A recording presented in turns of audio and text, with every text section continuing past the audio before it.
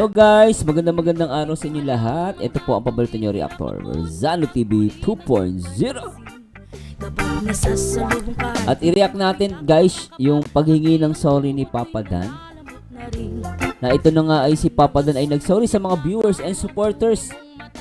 At alam naman natin, 'di ba, last time na nagkaroon ng parang vlog si Papa Dan. Although hindi ko pa napapanood 'yon, guys, ha. Hindi ko pa siya napapanood, kaya lang, no, hindi ko siya napapanood, kaya lang ayoko nang i-react or gawing topic, no. Alam ko marami masasaktan ng mga supporters ng Danjoy. And naiintindihan ko naman sila, guys, at di ko naman in-invalidate yung kanilang mga nararamdaman, no. Tandaan nyo, guys, no, hindi ko po in-invalidate or hindi ko binabaliwala yung inyong nararamdaman, no. Patungkol dito sa pasensya na, guys, sa ko, no. So, patungkol dito sa kay Papa Dan na di umano'y, yun nga, yung naging content niya, talagang marami nasaktan. No? At yun nga, nakakalungkot lang, based din sa mga solid supporters ng Danjoy, yung iba, hindi tinapos yung video. Siguro, talagang, nung narinig ng iba, hindi na tinapos yung video, and then, later on, is a prank pala. Pero, syempre, sa pagkakataon na yun, guys, sa pagkakataon na to, humingi daw ng sorry si Papa Dan, di ba? So, para sa akin, guys, no, tandaan nyo, Papa Dan is a content creator, no? Siya ay isang content creator na, syempre, minsan nagki-clickbait din talaga sila, no? Ako, nagki-clickbait din ako. So, isa normal. So, ako, guys, tandaan nyo, hindi ko dahil kinakampihan si Papa Dan o whatsoever. Ang sa akin lang kasi, you should also consider na they are also a content creator. Minsan kailangan din talaga nila na mag-isip, no, ng mga content na medyo tataas yung views, no. Kumbaga magiging mataas yung views. Although syempre, hindi natin may iwasan, hindi naman tayo perpekto, nagkakamali talaga tayo sa ating mga ginagawa. Kahit naman ako nagkakamali po ako. And ganun din naman si Papa Dan. And good thing, may upload si Ate Lorny na naghumingi siya ng sorry, di ba? At napakahirap din yung, guys, hingi ng sorry, no. So, yun, magandang para sa akin magandang character yun ni Papa Dan, di ba na? Tsaka isipin niyo lang, logically speaking, sino ba namang gusto na makapanakit at makasira ng viewers and supporters? Hindi gagawin ni Papa Dan yun.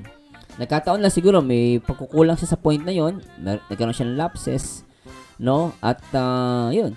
So, nangyari na nga. Pero ito, good thing, no, i-react natin tong video ni Ate Lorny. At the same time, yung kay Kuya Neil na upload niya sa Danjoy. At sana, guys, sa lahat ng mga solid Danjoy, nakikiusap ako, wag po natin gamitin palagi ang emotions.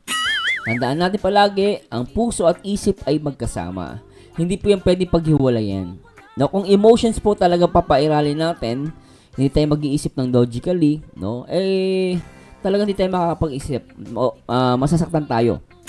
So, normal yan. Pero sana, pag-isip ko, wag natin gamitin yung emotions. Gamitin po natin din ang ating mga isip.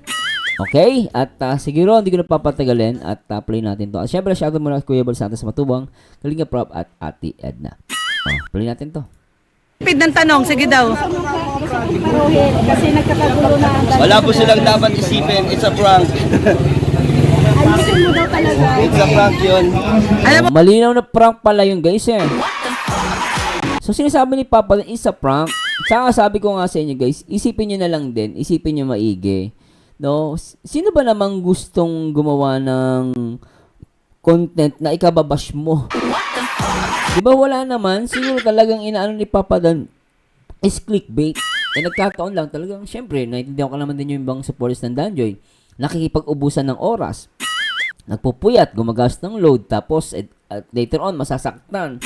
Pero tandaan nyo, guys, sana, no, kung magmamahal tayo, magmahal din tayo sa panahon na nagkakamali sila. Hindi lang yung puro masaya. Kunwari, tayo, ang gusto lang natin, kasi sasabihin na iba, kami, gusto namin good vibes lang. Hindi naman pwede palaging good vibes, guys.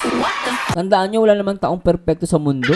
I-help mo sa akin kung may taong perfecto sa tatampaling kong mukha. Walang perfecto dito sa mundo, guys. Lahat tayo nagkakamali. Ngayon, kung magkamali man yan, so, pag nagkamali siya, do you think good vibes pa yun. Hindi yun good vibes, issue na tawag doon. So meaning, magkakaroon talaga ng issue na hindi naman natin accidentally, hindi naman sinasadya. Sino ba namang gustong i-bash ang sarili mo?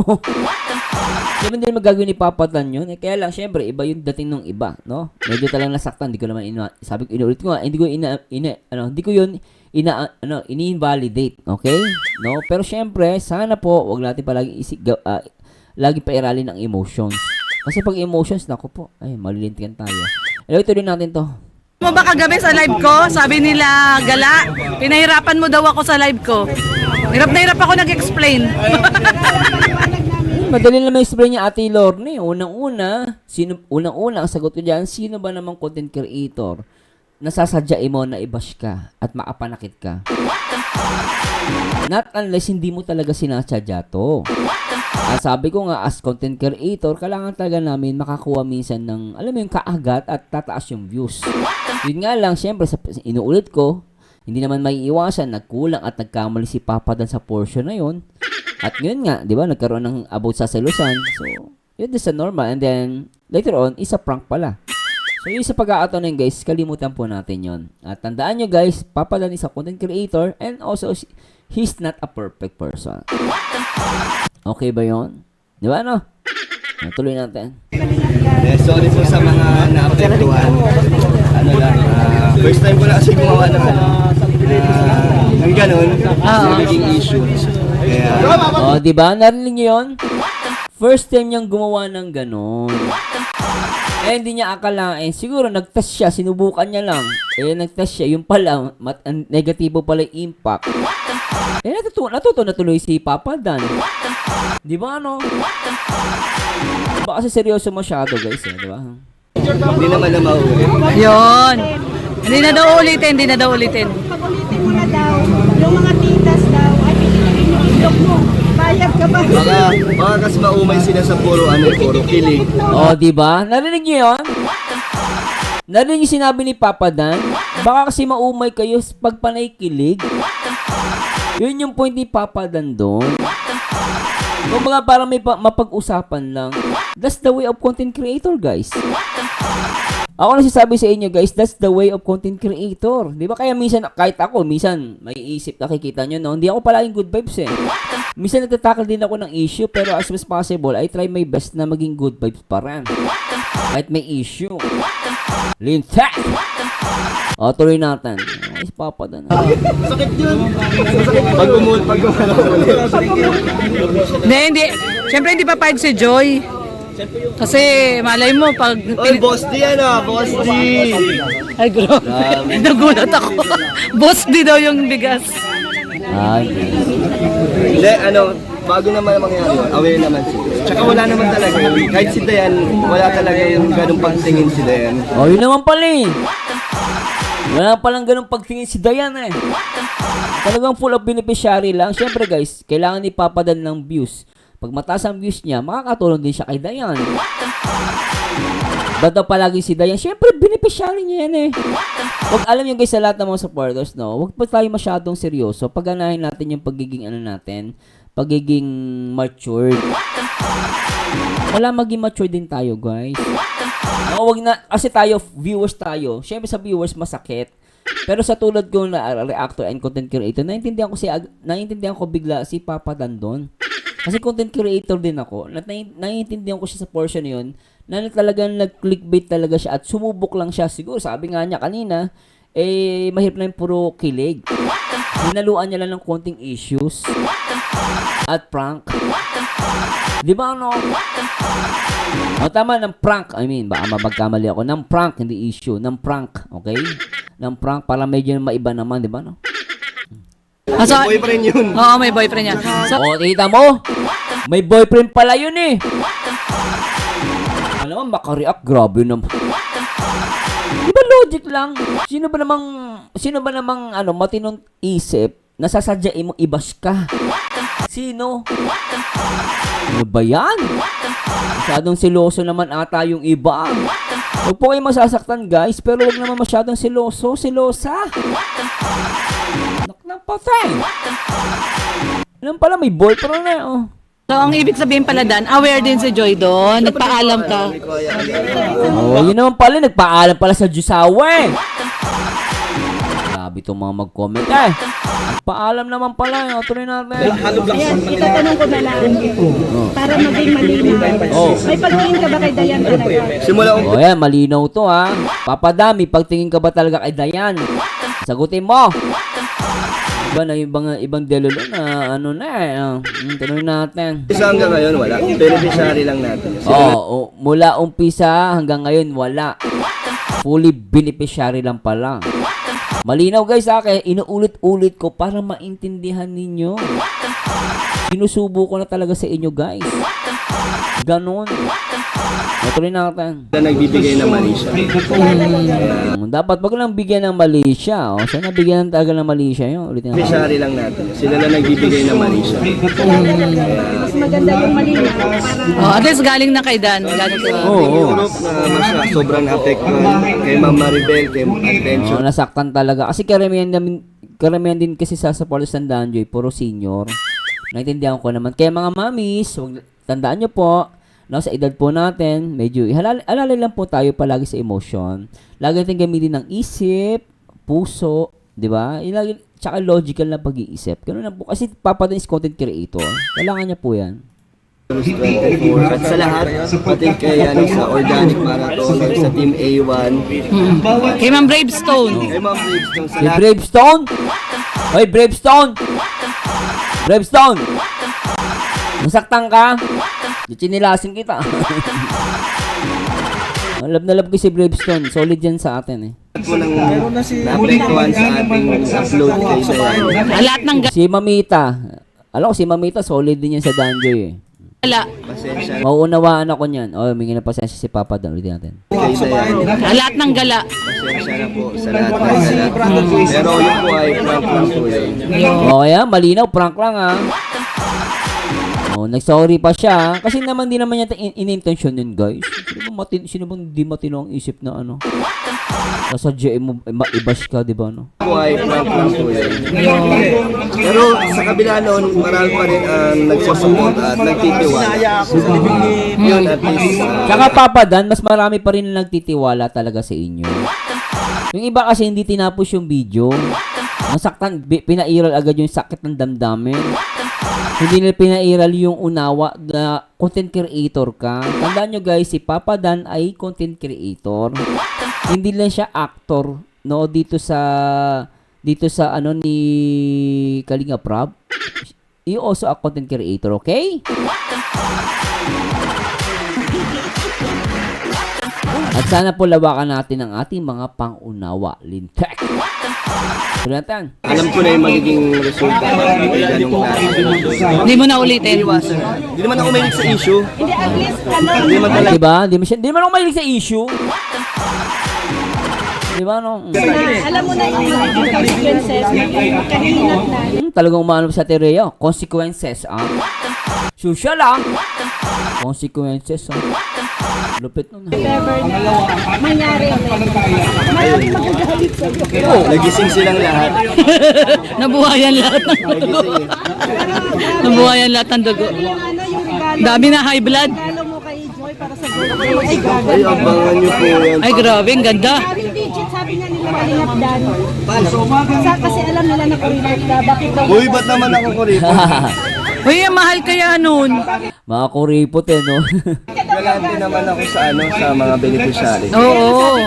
Sabi ko nga sa kanila, first time ni Kalingap Dan magregalo sa babae ng ganito. Ilang digit, maraming digit. Oo, mahal Oh, yun. isipin nila, mahal yan ha. Mahal nga yun. Nakita kaya namin presyo.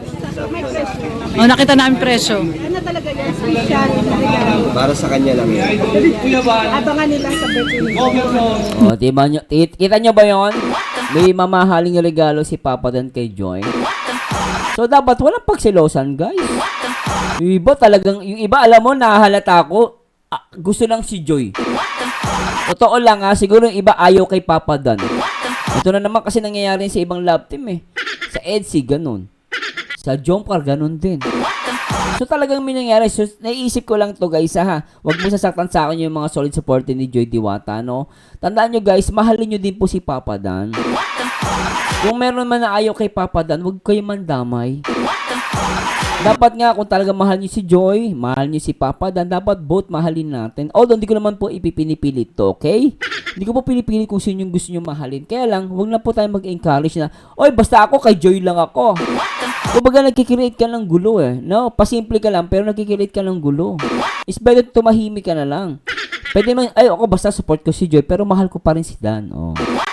Nauunawaan ko sila kasi kailangan nila ang kanilang love team ang Danjoy. Sana ganun, hindi yung mag-i-encourage pa kayo na parang galit na galit kay Papa Dan. Iba parang galit ata kay Papa Dan eh. No?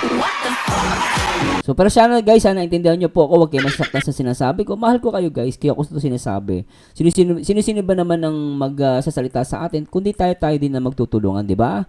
Mahal natin ang isa't isa. Ako nagiging prangka lang po ako sa inyo, especially sa mga Danjoy. Mahal ko kayo guys, at sabi ko nga sa inyo guys, hindi ko kayo iiwan. Okay? Love na lang. Natuloy natin. Gold! Ni-reveal! Oh, ano yan? Sing-sing. Baka ano yan? Sing-sing. Wild gold daw eh. Ni-reveal! Ano? Wild gold? Ano yan? Ni-reveal ko gold. Buksan natin yung kay Ma'am Ann Garcia. Sige, mamaya. Nandun na. Nilagay Oh, yun na, putol na ata ni Red to. sa sakyan. Thank you na kay Ma'am Ann. Ma'am Ann. Huwag mo na ulitin ha. At nadadamay kami. Nahihirapan. Pati sila daw nadadamay. Ba't ako hindi ako nadamay? Minsan explain mo lang sa mga viewers eh. Di ba? Simpleng logic lang eh. Sino ba naman ang gagawa para ikababash mo? Masadyain ba ni Papa Dan yun? Isa content creator. That's a normal thing guys. No? Isa normal. Naintindihan ko kahit nga maulit niya yan. Ako, naniniwala ako. Sa totoo lang, content creator siya. Kailangan niya ng views eh. Ang daw ang iba. Hindi nahihirapan na siya yung group ng paliwanag. Tsaka yung iba nga daw na Hirap na hirap daw magpaliwanag. Actually, Ate Rhea, madali magpaliwanag dyan. Content creator si Papa Dan. Kailangan niya yan. At the same time, sino ba namang content creator nasasadyain niya yan para makapanakit? Di ba? Wala. Hindi niya gagawin yan. may mga admin na yun. Oo, totoo. Sorry na po. Humingi siya ng sorry pati sa mga admin, di ba? Anong masasabi mo? So anyway guys, maraming salamat sa Diyos. Siguro okay na yan. Siguro ito muna i-react natin. Tsaka na yung kay Quenel para second reaction video. Pero alam nyo guys, maganda yung sinabi dito ni Papa Dan. No, sana manawa natin si Papa Dan, no. Kung talaga mahal natin sila, hindi lang sa panahon na masaya tayo. Sa panahon na nakapagbigay sila ng saya. Syempre, mahalin din natin sila sa panahon na nagkakamali sila. Still, tao sila, tao tayo, lahat tayo tao. Ang tao po minsan nakakalimot, nagkakamali at nagkukulang. Sino ba naman taong hindi nagkukulang at nagkakamali dito? O, taas ang kamay, chichinilasin ko. Walang taong perpekto dito sa mundo. Lahat tayo nagkakamali. Nangyayari yan, you know, sometimes napapahintulot yan na mangyari para matuto tayo sa ating buhay. Ngayon, sa pagkakataon na to, sa pangyari na to, sa tingin ko natuto si Papa Dan and na-realize niya yung kanyang pagkukulang at pagkakamali na yon at lumalabas na may boyfriend naman si Dayan. Para saan? Para pagselosan siya. 'Di ba no? Sana po lawakan niyo po ang ating mga unawa at kung meron kayong sa tingin niyo mali po yung nasabi ko, i-correct niyo po ako. Pero mahal ko kayo guys, sa mga Danjoy, sa mga solid Danjoy ang kausap ko rito. Sa mga malaki ang unawa, malaki ang puso at pagmamahal kay Joy at kay Papa Dan. No? Kayo po ang kausap ko rito. Ano po masasabi ninyo? Kung sa tingin niyo mali po ako, i-correct niyo po ako. Basta ako, no? Danjoy forever. DJ Attitude. Di ba no? Alright.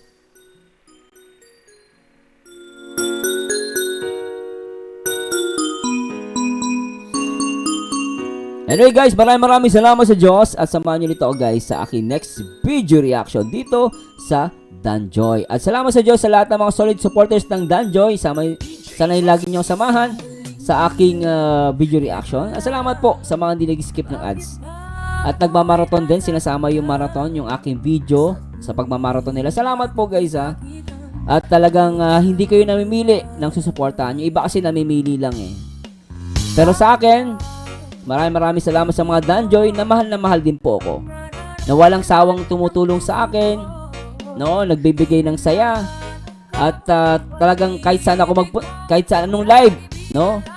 Kahit anong live ang gawin ko, nandito sila palagi. Salamat pa nga sa mga solid supporters ko, mga Team Baliw. Maraming salamat sa Diyos. At laging tatandaan guys, ang taong bitter ay wala forever. Mag-react kayo sa itsura, mag-komento kayo sa ganda. And this is Marzano again, and to God be the glory guys. Bye-bye po.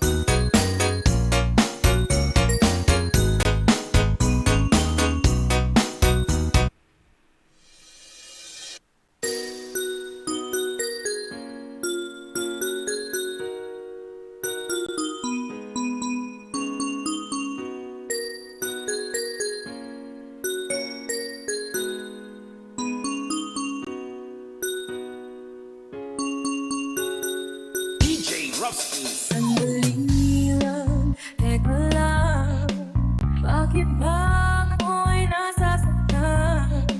Sa tuwing makikita kitang may kasamang iba.